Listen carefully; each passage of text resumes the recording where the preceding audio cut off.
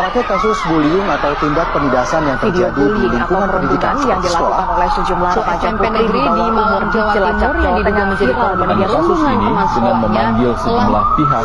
Bullying merupakan ekspresi menyimpang pada anak dalam upaya pencarian jati diri, peran pendidikan di keluarga dan sekolah sangat diperlukan sebagai penyeimbang.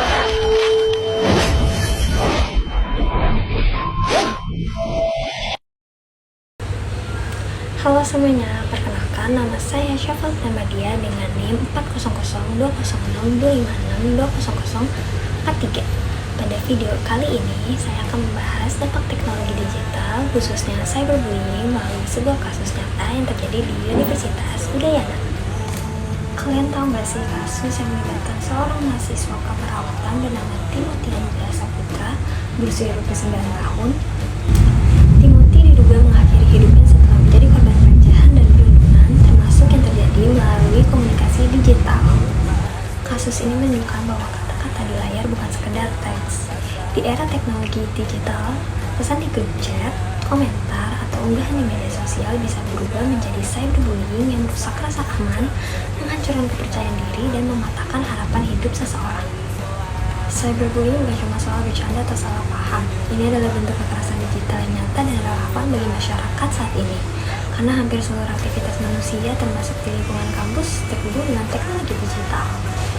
Fenomena cyberbullying yang terjadi dalam kasus Timothy di Universitas Udayana menunjukkan bahwa penyalahgunaan teknologi digital bukan hanya persoalan individu, tapi juga persoalan pelanggaran nilai-nilai Pancasila sebagai dasar kehidupan bangsa dan bernegara.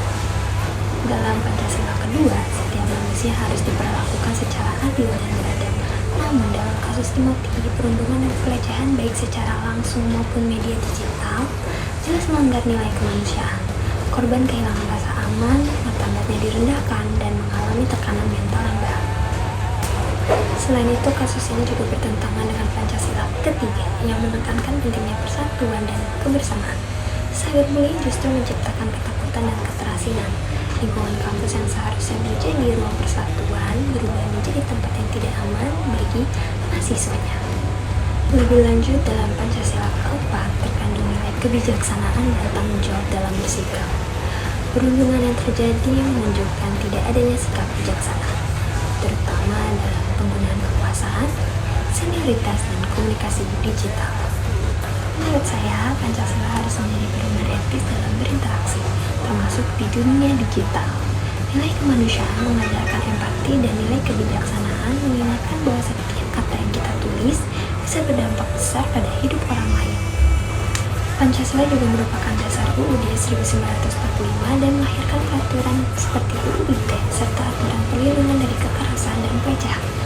Nilai Pancasila mengarahkan negara dan institusi pendidikan untuk melindungi korban cyberbullying dan menegakkan keadilan. Dalam pembangunan sumber daya manusia, Pancasila menuntut terciptanya lingkungan pendidikan yang aman, manusiawi, dan beretika digital. Pembangunan tidak hanya berfokus pada kemajuan teknologi, tapi juga pembentukan karakter dan kesehatan mental generasi muda. Kasus di Universitas Udayana mengingatkan kita bahwa cyberbullying bukan hal sepele. Jika nilai-nilai Pancasila benar-benar diterapkan, teknologi seharusnya menjadi alat untuk membangun manusia, bukan menghancurkan hidup seseorang.